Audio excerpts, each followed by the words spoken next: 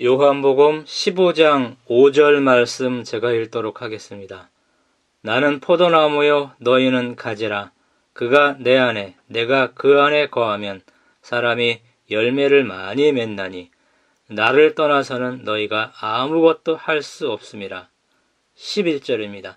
내가 이것을 너희에게 이름은 내 기쁨이 너희 안에 있어 너희 기쁨을 충만하게 하려 함이라. 12절입니다.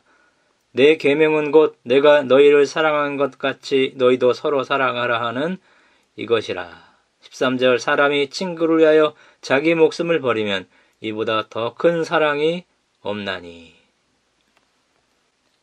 아이들이 어렸을 때는 엄마 옆에 붙어 다닙니다. 저희 아들과 딸도 어렸을 때는 껌딱지처럼 엄마에게 붙어 다녔습니다. 아기들은 7, 8개월 정도가 되면은 자기가 독립체가 아니고 엄마와 한 몸이라는 것을 알기 때문에 엄마가 안 보이면 울고 엄마의 껌딱지가 된다는 이론이 있습니다. 그런 아이들이 사춘기 정도가 되면 이제는 엄마로부터 떨어져 다니고 엄마 말을 잘 듣지 않고, 그 이유는 다른 것들에 붙어 다니기 때문입니다. 붙어 다닐 만한 것들이 너무 많은 세상에 살아서 교회에 붙어 있는 것도 싫어하는 세대가 됩니다. 제자들은 지금까지 예수님께 붙어 다녔습니다. 이제 그분의 가시적인 임재 없이 살아야 할 제자들에게 예수께서 고별 설교를 하시면서 요한복음 15장 1절에서 11절에 걸쳐서 포도나무의 비유를 말씀하십니다. 예수님께 붙어 있는 것이 무슨 의미인지를 여기서 구체적으로 제자들에게 말씀하셨습니다. 붙어 있으라 라는 이 말과 내 안에 거하라 라는 말은 같은 표현입니다. 어떤 학자는 또 이렇게 말했습니다. 제자들이 예수님 안에 거하는 것과 예수님의 제자들 안에 거하는 것도 한 동전의 양면이다. 그렇다면은 예수님께 붙어 있는 것, 예수님 안에 거하는 것, 예수님이 내 안에 거하는 것, 이것 같은 말이에요. 이것이 바로 열매 맺는 비결입니다. 어떻게 예수님 안에 거하는가요? 어떻게 예수님께 붙어 있는가요? 저는 오늘 4가지를 말할 것입니다. 첫째, 예수님께 온전하게 의존하며 사는 것입니다. 두 번째, 7절에 있는 것처럼 내 말이 너희 안에 거하면, 즉 예수님의 말씀이 우리 안에 있는 것과 같은 의미입니다. 예수님의 말씀이 내 안에 있으면 내가 예수님 안에 있는 것입니다. 세 번째, 서로 사랑하라라는 예수님의 계명을 지켜서 그분의 사랑 안에 거하는 것이라고 9절 10절에 말합니다. 주석가 윌리엄 핸드릭스는 이렇게 말했습니다. 서로를 사랑하기 위해서는 자기 자신을 부인할 수 있는 용의가 있어야만 한다는 것이 예수께서 말하는 의미이다. 예수님 안에 거하기 위해서는 자기 부정이 필요하다라는 거예요. 예수님에게 조건 없이 자신을 굴복시키는 것이 필요하다라는 것을 여기서 말하는 것입니다. 그런 사람만 서로 사랑하라라는 예수님의 계명을 지켜서 예수님 안에 거하는 것입니다. 네 번째, 공감복음에 나오는 자기 십자가를 지고 예수님을 따른다라는 이런 표현, 요한복음에는 이런 직접적인 표현이 없어요. 그러나 메이트라라는 학자는 이렇게 말했어요. 요한복음에서는 예수님 안에 거한다라는 표현이 바로 자기 십자가를 지고 예수님을 따른다라는 공감복음의 표현과 같은 표현이다, 이렇게 설명을 했습니다. 예수님 안에 거하기 위해서는 우리가 자기 이기심을 버려야만 합니다. 자만심을 버려야 되고 자기 의의를 버려야 되고 세속적인 마음을 버려야 되고 죄를 버려야 되고 우상들에 대한 애착심을 버려야만 하는 것입니다. 이것들을 버리지 못해서, 다른 말로 자기 부정에 실패해서 예수님 안에 거하기가 힘든 것입니다. 2절에 보면 아버지께서 더 열매를 맺게 하려 하여 그것을 깨끗하게 하시느니라. 여기 깨끗하게 하다. 이 동사 가지치기 하다, 전정하다라는 말이에요. 우리는 예수님 말씀으로 깨끗하게 됩니다. 다른 말로 가지치기가 되거나 전정이 되는데 그것은 하나님 말씀으로 되는 거예요. 말씀으로 모든 세속적이고 죄된 것들이 다 솎아내지고 결국은 내 속에 예수님만 남게 된다라는 것입니다. 아버지께서 말씀으로 이렇게 한다라는 거예요. 여기 깨끗하게 하다, 가지치기 하다라는 이 동사는요, 반복적인 혹은 지속적인 의미로 사용이 되었습니다. 하나님께서 반복해서 가지치기를 할 때, 말씀으로 가지치기를 할 때, 구체적으로 하나님 말씀과 내 뜻이 충돌할 때, 내 고집과 하나님 말씀이 충돌할 때, 내 생각과 하나님의 뜻이 충돌할 때, 그때 하나님의 말씀에, 하나님의 뜻에 굴복해야 한다는 사실을 여기서 가르쳐 주는 것입니다. 이러한 자기 부정이 없으면은 열매가 맺히지 않는다고 여기서 분명히 말하고 있는 것입니다. 요한복음 12장 42절에 보면은 한 알의 밀이 땅에 떨어져 죽지 아니하면 한 알 그대로 있고 죽으면 많은 열매를 맺느니라. 이 표현과 요한복음 15장에 나오는 포도나무에 붙어 있다라는 이 표현은 서로 평행한 표현입니다. 죽는 것, 자기를 부정하는 것, 이것이 열매 맺는 비결입니다. 자기 부정이 없는 그리스도인을 요한복음 15장에서는 내게 붙어 있어 열매 맺지 아니하는 가지로 묘사를 합니다. 이런 사람은 열매가 열리지 않아요. 결국은 하나님이 이스라엘을 제거해버린 것처럼 제거될 것입니다. 요한복음이 기록될 당시에 문자적 이스라엘은 이미 꺾어졌습니다. 이스라엘이 꺾어진 이유, 삶에 열매가 없는 이유, 교회에 문제가 많은 이유, 이것은 사람들이 자기를 부정하지 않기 때문에 그런 것입니다. 예수님 안에 붙어 있지 않아서 그러는 거예요. 예수님 안에 거하지 않아서 그러는 것입니다. 서로 사랑하지 못해서 그러는 것입니다. 요한복음 15장의 대화의 대상이 너희예요. 너희라는 말이 39번 반복이 됩니다. 이 너희는 11명의 제자입니다. 농부이신 하나님이 예수님께 붙어있는 사람들, 예수님의 제자들을 전정도구인 말씀으로 불필요한 것들을 다 잘라내십니다. 그래서 더 많은 열매를 맺게 합니다. 열매를 맺으라 이렇게 명령하기 전에 내 안에 거하라, 내 안에 붙어 있으라 이런 명령을 먼저 하셨습니다. 그래야만 과실을 맺기 때문입니다. 여기 열매, 이 단어가 요한복음에서 10번 나오는데 15장에서만 8번 사용이 되었습니다.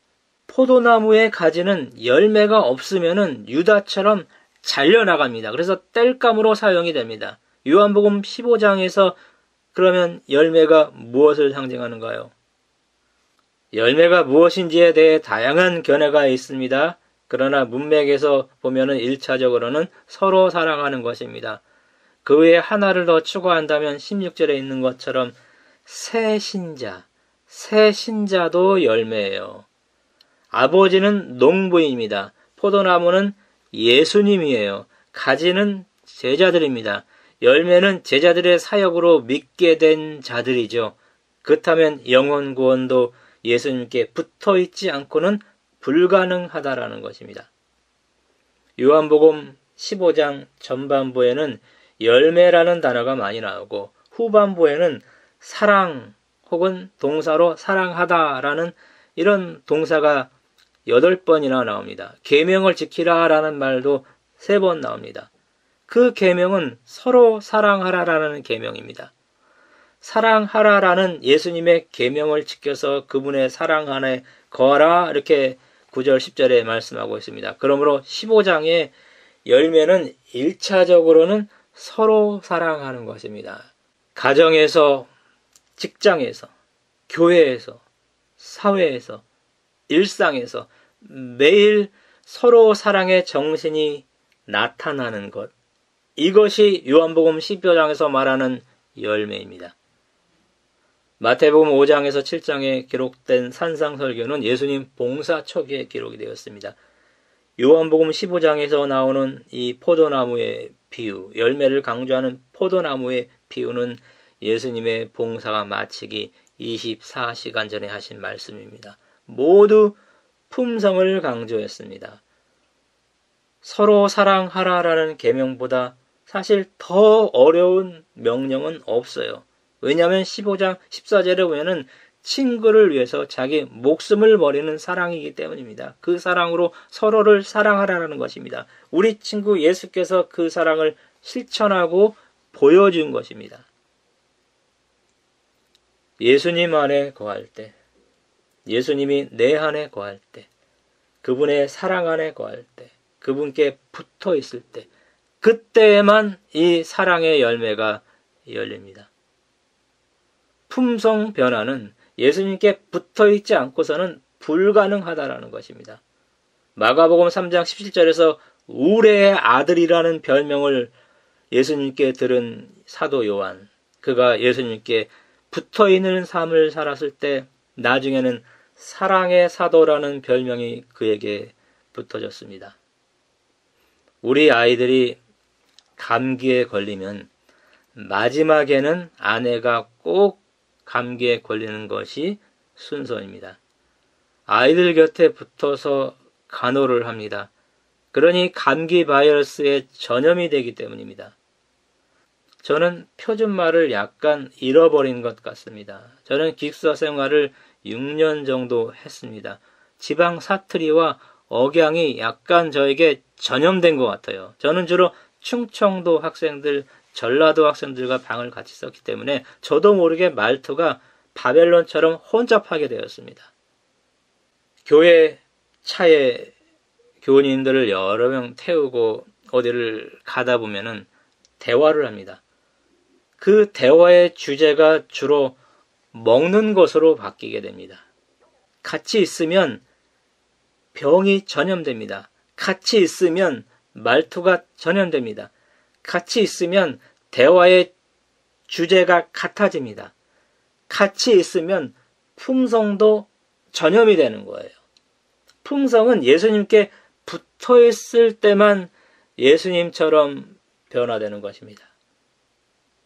예수님께서 성령을 통해서 우리에게 주신 것이 요한복음의 이 고별 강화에 3가지가 나옵니다. 첫째는 14장 21절에 나의 평안, 두 번째는 15장 9절 10절에 내 사랑, 세 번째는 15장 11절에 내 기쁨. 예수님의 평안과 사랑과 기쁨을 성령을 통해서 우리에게 주십니다. 열매를 맺으면은 15장 11절에 보면은 기쁨이 충만하게 됩니다. 예수님의 기쁨이 우리 안에서 충만하게 됩니다. 이 열매는 서로 사랑하는 것이고 전도를 통해서 사신자를 양성해내는 것입니다. 기쁨은 사랑이 많은 것에 비례합니다. 기쁨은 영혼을 구원하는 것에 비례합니다. 기쁨은 우리가 하늘에 가지고 갈 수 있는 유일한 것 2가지에 비례합니다. 품성과 영혼 구원. 그리스도인은 내세에서만이 아니라 지금 이곳에서 매우 큰 기쁨을 경험할 수 있는 것입니다. 제자들은 예수님처럼 이 세상에서는 반대와 미움을 받는다는 말씀이 18절에서 27절에 나옵니다. 제자들은 세상이 거절한 예수님과 밀접히 연합되었기 때문이에요. 그리고 이 세상을 향해서 죄와 심판을 전하기 때문에 세상과 그리스도인 사이에는 깊은 적대감이 존재하는 것입니다. 그리스도인은 또한 내적으로 죽음도 마다하지 않는 순종으로 자기를 부정해야만 하는 것입니다. 그러면 이런 박해의 상황에서도 자기를 부정하면은 예수님 안에 거하게 되고 예수님께 붙어 있게 되고 그래서 열매가 맺히게 되고 기쁨이 충만할 수 있다는 것을 여기서 강조하는 것입니다. 공관복음에서는 자기 부정은 물질적인 것들이었어요. 집을 버리고 전터를 버리고 아내를 버리고 부모를 버리고 자녀를 버리고 형제자매를 버리고 자기 목숨을 버리고 자기 소유를 버리고 부정하는 것에 초점이 있다면 요한복음은 그러지 않죠. 그리고 공관복음에서는 그 보상도 잃어버린 주로 물질적인 것들이 그 보상이에요. 물질적인 것들을 여러 배로 하나님이 주시겠다는 것이죠. 이 요한복음은 영적인 복음서라 불리죠. 여기서 자기 부정은 주로 정신적인 것들이에요. 구체적으로 3장 30절, 7장 4절에 보면 인기예요. 인기를 버려야 돼요. 인기를 포기해야 됩니다. 12장 24절에 보면 자아의 죽음이에요. 12장 43절에 보면 사람의 영광입니다. 이런 것들을 포기해야 돼요. 그러면 그 보상도 정신적인 것이며 영적인 것으로 우리가 받아요. 물리적인 보상이 아니라 그것은 바로 15장 11절에 있는 기쁨이에요. 예수님의 기쁨이 우리 안에서 충만하게 된다는 것. 이것이 자기를 부정한 사람들에게 예수께서 주시는 보상입니다. 요한복음 14장, 15장, 16장에 여기 기도에 관한 교훈이 나옵니다. 예수님의 이름으로 기도하면 무엇이든지 다 들어지겠다고 여기 말하고 있어요. 도깨비 방망이나 요술 방망이로서의 기도가 아니에요. 문맥에서 보면은 이 기도는 아버지께 영광이 되는 기도입니다. 열매를 맺게 해달라는 기도입니다. 그렇다면 열매 맺는 비결을 하나 더 추구할 수 있겠죠. 그것은 바로 열매를 맺게 해달라는 기도일 것입니다. 우리가 열매를 맺으면 아버지께서 영광을 받으신다고 8절에 여기 나와 있습니다. 너희가 열매를 많이 맺어서 내 제자가 되면 이것으로 내 아버지께서 영광을 받으실 것이다. 표준 새번역입니다. 우리가 서로를 사랑하고 이게 1차적인 궁극적인 열매입니다. 그러면 예수님의 제자가 되고 아버지께서 영광을 받으신다는 것입니다. 여기서 맺다라는 헬라어 동사는 현재 능동태 가정법이에요. 그래서 계속적인 의미가 있어요. 열매 맺는 것은 지속적으로 반복되어야 할 일이라는 것을 여기서 문법적으로 알려주는 것입니다. 품성 개발이 그런 거 아닌가요? 품성 개발은 필생의 사업이죠. 그리고 품성 개발은 이 땅에서부터 시작돼서 영원토록 계속되는 것입니다. 예수님 안에 있는 것, 예수님께 붙어 있는 것, 이것도 지속적인 경험이에요. 우리가 계속 기뻐할 수 있는 비결이 바로 이것입니다. 계속 열매를 맺으면 계속 기뻐할 수 있습니다. 사랑이 계속 증가하고 거기에 비례해서 기쁨도 계속 증가하기 때문인 것입니다. 어디에 붙어 있느냐는 상당히 중요합니다. 나는 누구의 껌딱지인가요? 예수님께 껌딱지처럼 붙어 있어야만 합니다. 사도 요한, 예수님께 껌딱지처럼 가장 가까이 붙어 다녔던 제자였습니다. 예수님의 핵심층, 인너서클, 여기에 베드로, 야고보, 요한이 있죠. 여기에 포함이 됩니다. 그들 중에서도 사도 요한은 예수님께 더 가까이 붙어 다녔습니다. 예수님 품에 의지하고 누웠던 제자였다고 13장 23절, 21장 20절에 나옵니다.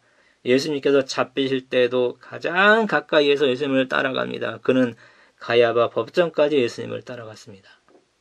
베드로는 반면에 멀찍이 예수님을 따라갔다고 공관복음에 묘사되었습니다. 그는 도망칠 수 있는 거리를 확보하고 따라가다가 낭패당했습니다. 예수님을 3번이나 부인하는 가장 큰 오점을 남겼습니다. 예수님을 가까이가 아니라 멀찍이 따라갔기 때문입니다. 우리가 사람에게는 적당한 거리를 둘 필요도 있어요. 그러나 예수님에게는 아닌 것입니다. 안전거리는 코로나 걸렸을 때에 필요합니다. 안전거리는 자동차를 운전할 때만 필요합니다. 자동차 안전거리는 멀수록 안전하고 코로나 걸린 사람에게는 멀리 떨어질수록 안전합니다. 그런데 예수님께는 가까이 갈수록 안전합니다. 시편 73편 28절에 하나님께 가까이함이 내게 복이라. 예수님 바짝 따라가는 신앙을 우리는 해야 되는 것입니다. 가지는 다른 가지에 의존해서는 생명을 얻을 수가 없습니다. 포도나무에 개인적으로 붙어 있어야 그 가지에서 열매가 맺히는 것입니다. 우리는 다른 사람들에게 의존해서는, 다른 사람에게 붙어 있어서는 열매가 열리지 않아요. 어린이들도 엄마가 아닌 예수님께 붙어 있어야만 열매가 맺힙니다. 그래서 열매 맺는 가지들이 되는 것입니다. 수많은 인파가 몰리는 곳에 아이를 데려가면 엄마는 이렇게 말하죠. 내 손을 꼭 잡고 나한테 꼭 붙어 다녀야 한다. 안 그러면 너는 나를 잃어버리게 될 거야. 이렇게 주의를 시킵니다. 예수님께 붙어 있지 않으면은 영성을 유지할 수 없는 이 세상에 우리가 살아갑니다.